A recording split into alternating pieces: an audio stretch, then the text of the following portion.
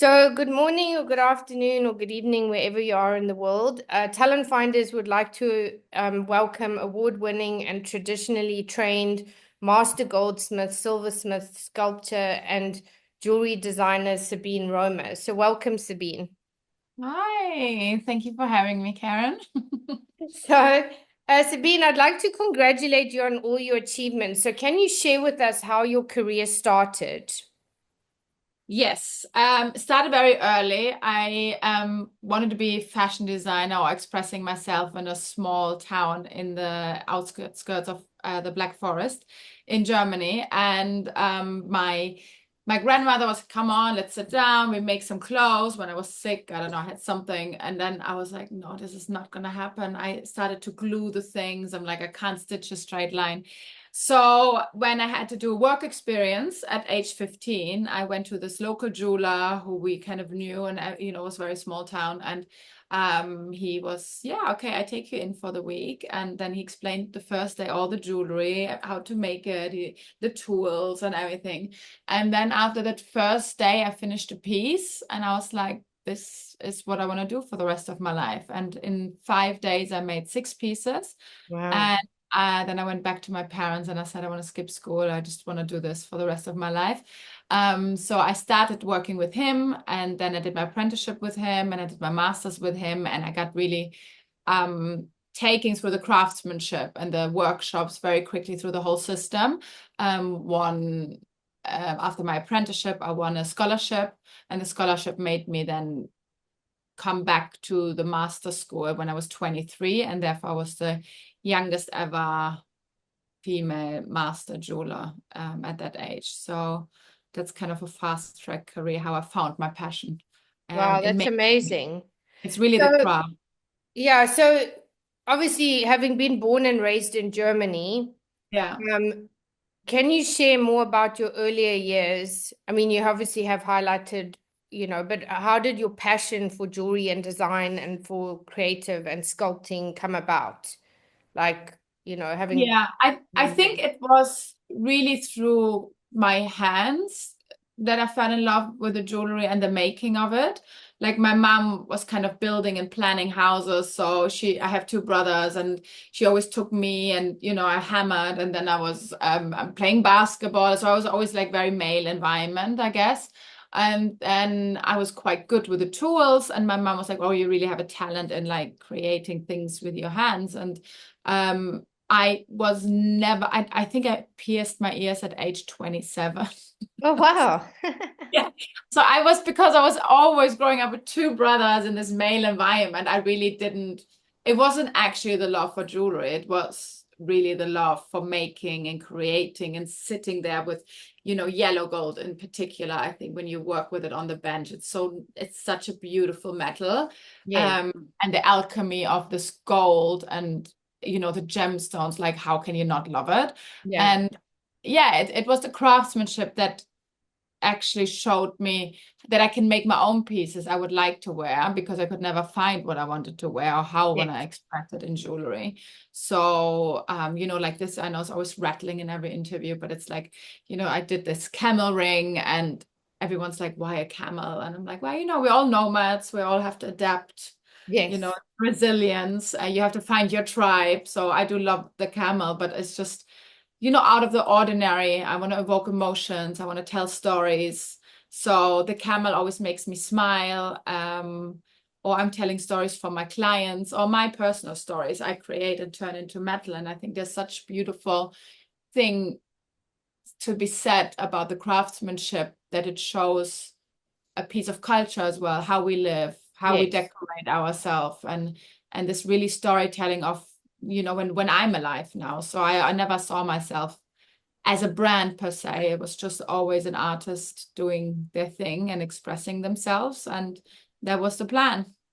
Amazing. So you've chosen a unique and niche career path, which is also very competitive. So what would you say makes you different in this space? And how has this separated you from your competitors or other people in this space? Yeah, I mean, in the beginning it was quite funny because I didn't even look left or right what the others do. Yes. You just do your thing, and you just I think that's a whole another thing because when you grow and when you kind of obviously get a bit more traction and you win awards and you get mentorship. So I got picked by Walpole in the crafter program here in the UK. And then Meisterkreis in Germany picked me as the future master. So you kind of have an amazing network and you get mentored sometimes in a direction where I was like, I don't actually want to go there. So one space was obviously retail, and I launched at Harrods, which was amazing at 30. Yeah, I was just Wow, that's 30. amazing. And obviously it was amazing, and all the mentors were like, okay, great, and now you have to find manufacturers, and then you have to find designers who produce your pieces. And I'm like, wait, what? I'm like, no, I'm happier sitting with my client, making something for them, Yes. making a piece that tells their stories, or when I'm sitting and creating something which tells my story, somebody feels is resonated by it or likes the story. So I never was like, oh, the trend is this, let's create this. It was Yeah. really just poured out of me. And sometimes I sketch something and then I go to the bench and then something else comes out of it. So it's never really a straightforward plan. And the niche, I don't know, I think it just happened because when you get opportunities and you don't take those and you stay true to yourself, then you I think that's probably the advice I should give. Because Yes. first of all, then you're true to yourself, you do what you would like to do. And then I think the crowd finds you. Yes, absolutely. Yeah. So, what would you say within your career have been some of your biggest lessons and learnings? And I'm sure you probably had multiple, but what would you say really stands out for you? Nothing is impossible. Yes.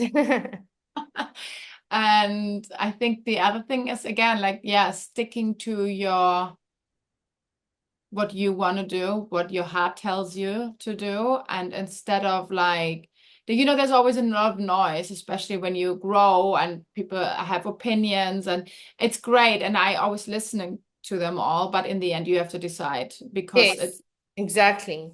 yeah, you have to decide what you want to do and you have to follow. Because if you follow other things and then it doesn't work out, then you get really upset and then you find thousands of reasons why it didn't work. But if you really just go with your gut and your heart, then it doesn't matter if it's success in other people's eyes, right? It needs to be Yes, successful for you. And whatever that is. For some, it's financial, for some, it's fame, for me, it's just being able to create. yes. So, um, some of your achievements are obviously incredible, and having worked all over the world with top jewelry, fashion, and couture brands, um, you also have your own brand. So can you share with us more about this and how these opportunities came about? And when did you decide to start your own brand? And was this an organic experience for you, or was this a challenge?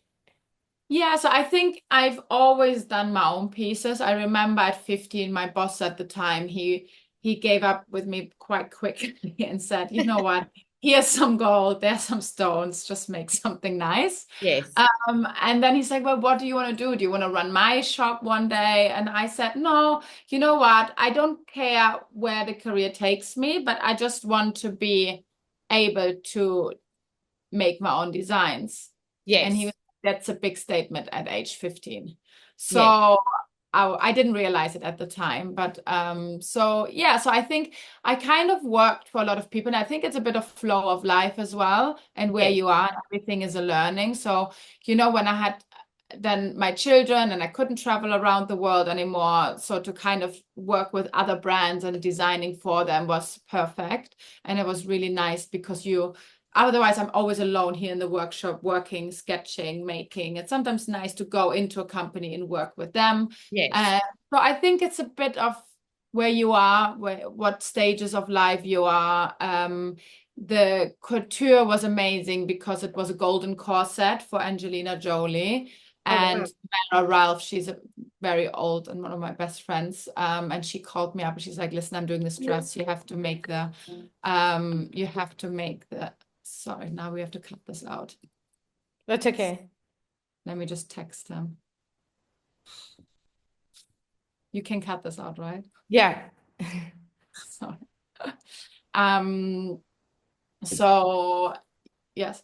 So yeah, so when I did this Angelina Jolie corset with my long friend Tamara Ralph, it was an amazing opportunity because she called me. She's like, listen, I have this idea of this corset, of this metal corset. And I was like, okay, when do you need the first sample? And she's like, in 2 days. And I was like, Wow. no, thank you. I'm alone with the kids. It's not going to happen. She's like, yeah, no, let's be doing this. And I'm like, okay.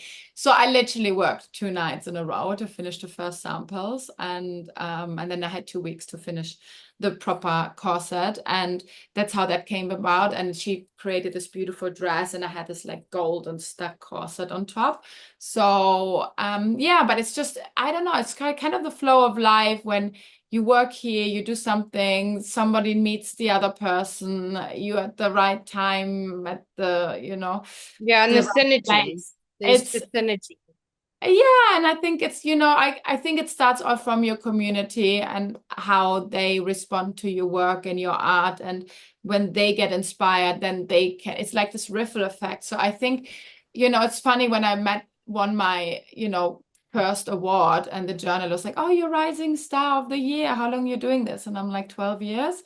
So, it just doesn't come overnight. So I No. think this you just have to do your thing, and it will work out. It's hard work, it's long hours. I remember, you know living alone in London, no boyfriend, no family around, no weekend, no holiday, and just slaving away. But because it was my joy and my vocation, it didn't feel like it. And then you just hope it happens. But I think you need to stick true to yourself, because I did adapt over the years, and they never work out.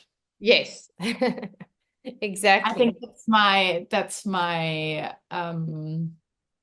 where energy goes, energy flows. So, and you just have to do what you think is right. If you adapt and do compromises, normally they don't work. Exactly.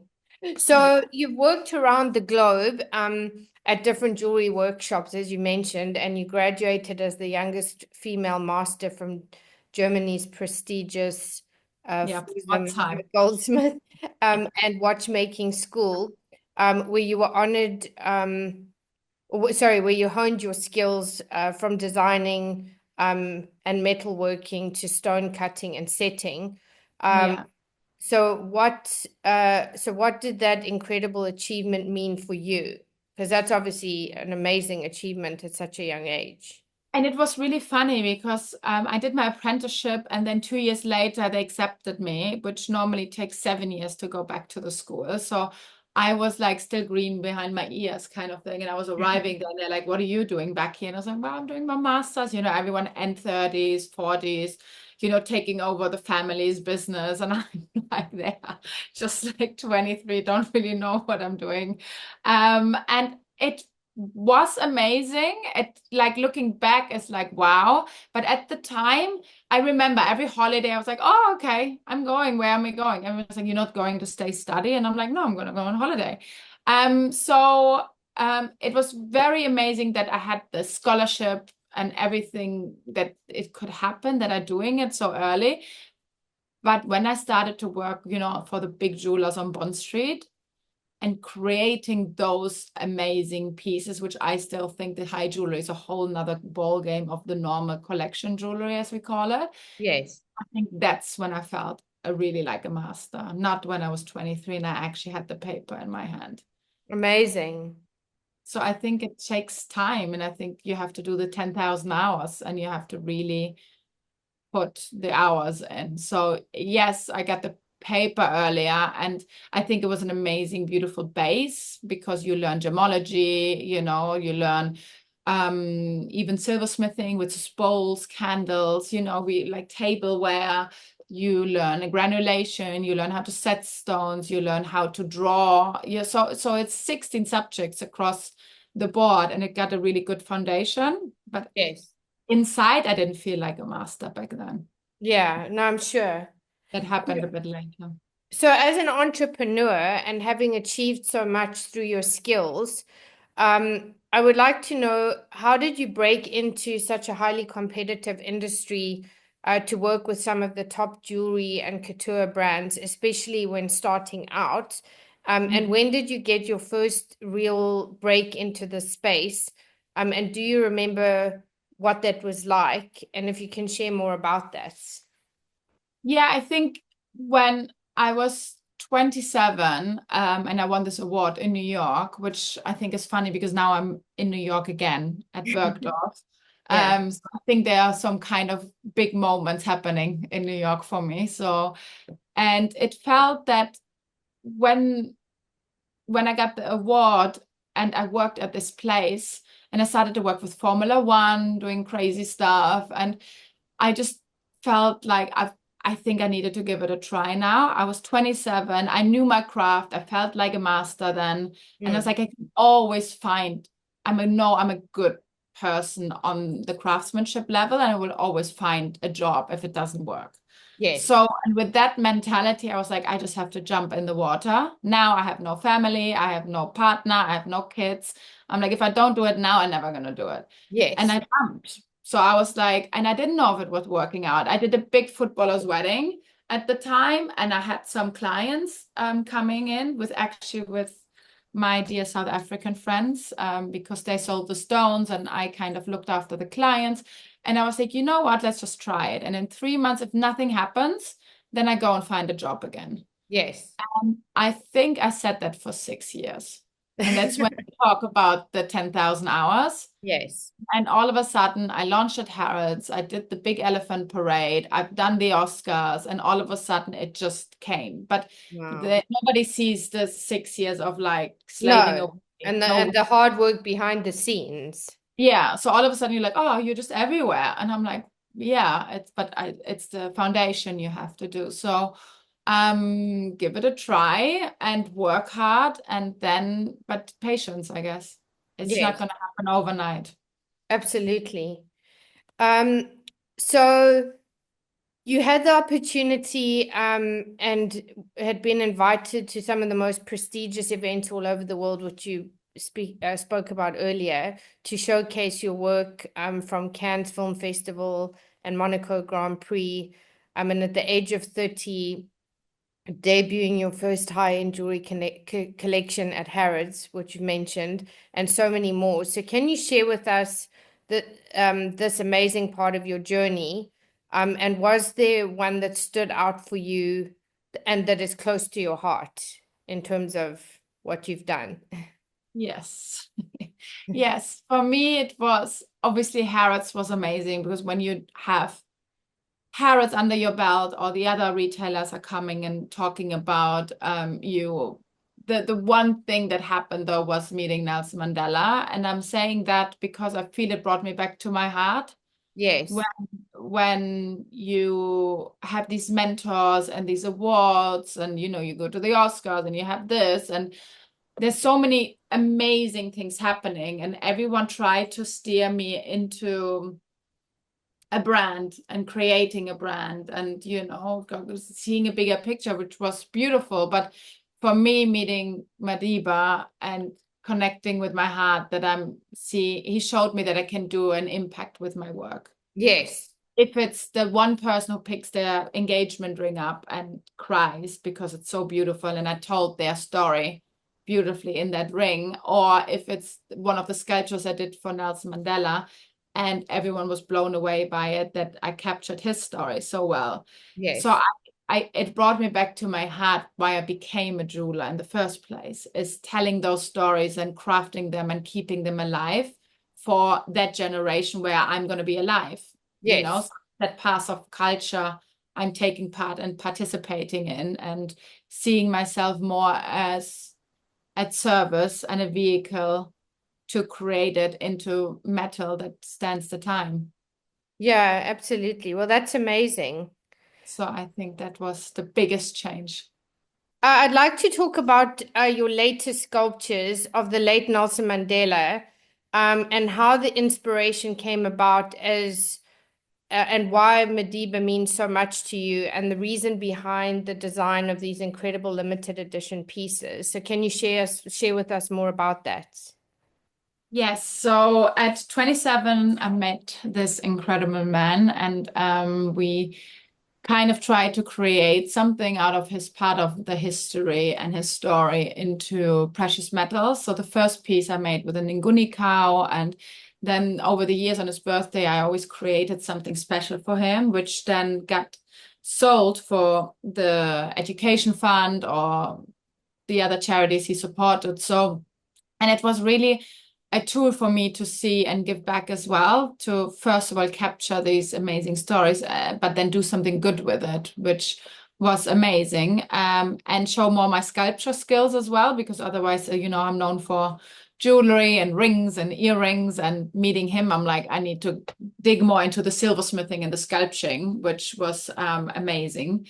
And Yeah. then the last piece was before he passed, and I was like, oh, I always wanted to do his face in the shape of Africa, and then having black diamonds set on his face, representing the long walk to freedom, which is obviously the infamous book from him. So I really wanted to tell this story on his face, and I was really scared on creating it, Mm. because it's so hard to do faces. Like Yes. camera was very easy, but him, I was like, oh, and do I capture his soul and his personality? So I was going around this design for the last 10 years. I've tried, with workshops, like scanning every pictures there is from him into the computer and spit out a cat thing. And I'm like, it doesn't look like him. And then there was an amazing sculptor who I met, and I was like, Jonathan, and I was like, listen, can you show me? And he's like, no, you come to my workshop, you can do it on your own. I can show you how to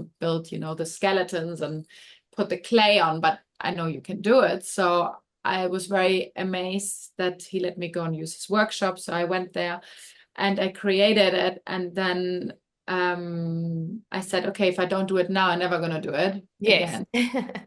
Like same at 27. So I was like, okay, let's do it. He's passed 10 years.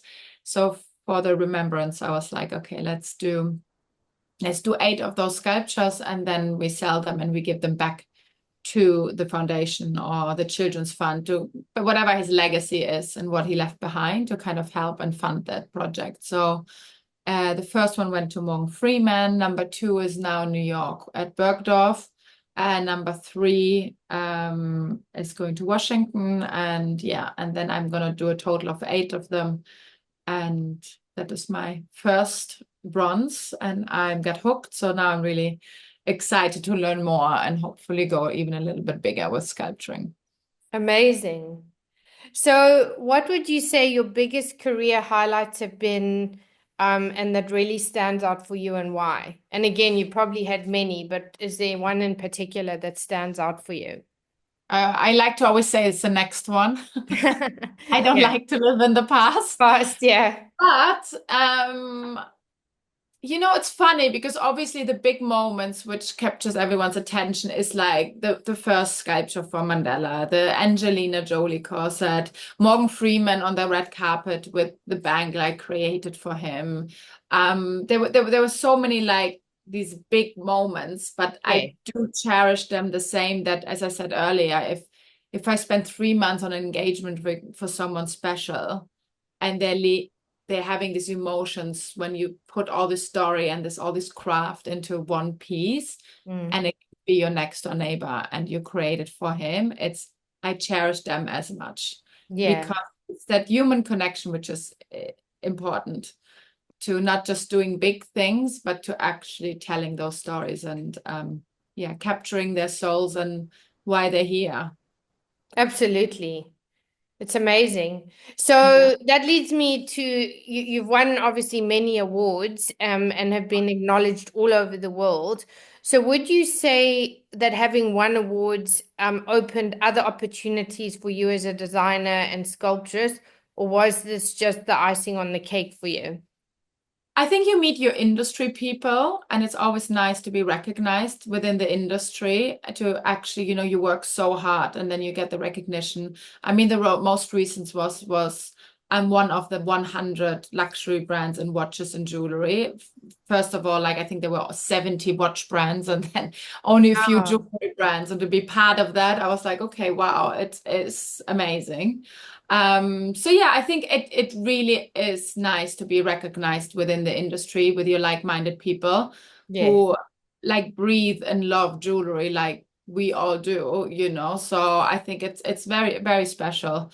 And it's if it opens doors, I think within the industry you know each other and you kind of think of each other and are supporting to each Mm. other. So it is a small community even like with fellow jewelers, when a journalist is like, oh, I'm doing flower story. And it's like, oh, okay, my other jeweler friend, she's doing amazing flowers too. Maybe you put her in the story. So I think for that, just to get to know the industry, I think is really nice. Yeah, that's amazing. Mm. So you've had your own designs worn by royalty and celebrities, as you mentioned earlier, and high society individuals all over the world. So did you ever imagine that this would happen for you? And what was the moment that you realized the trajectory of your career was taking off? And what do you believe you do differently to sustain such a long career? What do I do differently? I don't think I follow trends. Yes. I don't think, yeah, the trends or the expectations of I think you probably wouldn't do some of those designs if you would think straight as Yes. like accountant or like even this ring, I'm coming back to this, but the camel ring is so heavy, nobody would do this commercially. It's not valuable because Yes. the gold is so expensive and you're like, you would hollow this out, you would make this smaller. And I'm like, no, I want to do this. But I think it's Mariah actually said that as well, that that Christmas song would have never happened if she would have followed rules. So I Exactly. think you have to kind of don't follow rules and kind of just see what comes and arrives, or the superwoman rings, they're one off. You wouldn't do this because you find one stone, you create one form of those rings, and then that's it, and then you have to do the same effort and the same work for the next stone. So Yeah. it's actually not liable, but I'm like, yeah, but that's the beauty of it, because every person is different and every stone is different and every stone talks to a different woman. So these superwoman rings, yeah, they cost more and they're not for everyone, but I don't need to do it for everyone. No. So And and I also then think it's one of a any, kind because it's not like anyone else is going to be wearing that design yeah, because yeah, it's even the unique. stones, right? They're like, oh, can you find me next one? I'm like, no, the stones are all different, you know. They might have an inclusion on this top and then they don't, and then some don't have any inclusion. So it's but I think that's the beauty and that's my niche. And every time I'm trying to do something under my name, which is a bit more commercial, Mm. like I've tried Sabine London was a little brand I had, and I now Romy London. I'm just like, it's not working. Yeah. So I just have to stick to what I'm doing best. And some people are better than the other things. So Yeah, again, absolutely. following what your skill set is and stay within your and I'm the niche. I'm different because I think I learned the craft, I learned the drawing. You know, most of the brands you have everything gets split up. You Yes. have a room where the people design and they've never solddered a ring together. And then they send those sketches to the workshops. And the workshops, sometimes I'm like, this is not possible to Mm. do, or they're like, okay, and then they do their own interpretation again, and then so there's so many steps, and I feel like because I'm touching all of my steps, it kind of looks like me. It doesn't matter if it's a camel or a superwoman ring, and I think that's my niche, and that's why I'm trying to keep alive as well, that it's in the end it's just me. Yes, which is amazing. So Yeah.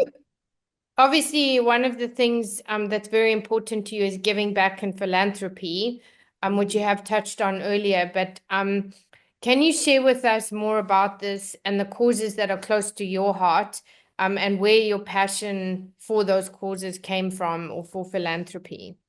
Yeah, I think, I mean, it started, I probably had it always in me, because Yeah. when people said, oh, can you donate? Can you do this? I'm like, yeah, of course. Little things everyone can do. I Yes. think with meeting Nelson Mandela, it showed me a different scale, because Mm. that first piece was sold for 1 million rand. Like we all painted elephants here in in London for the elephant family, and mine was the most expensive one with 120,000 when normally they go for 3 and 4.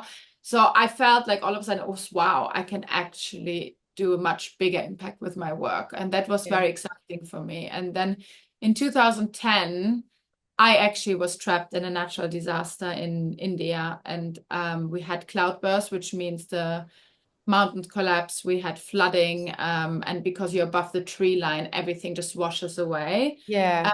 I was caught up in there, my brother with some friends, and we literally ran for our lives for a week. I remember the first or second day I was in mud up to here. My brother pulled me out. The house was coming down. The electricity cables underwater, and you're Oh just no.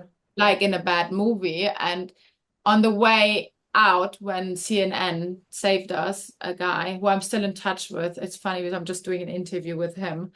And I was like, "Your phone's working?" He's like, "Yeah, I'm CNN." And I'm like, "Can I email my parents that we're okay?" And he's like, "Yeah, of course." And I emailed my brother, and they were obviously relieved that we made it out, and we flew straight back to Germany. And but that changes you. Yes. And I got very sick afterwards, which I think is a trauma response as well. And Mm.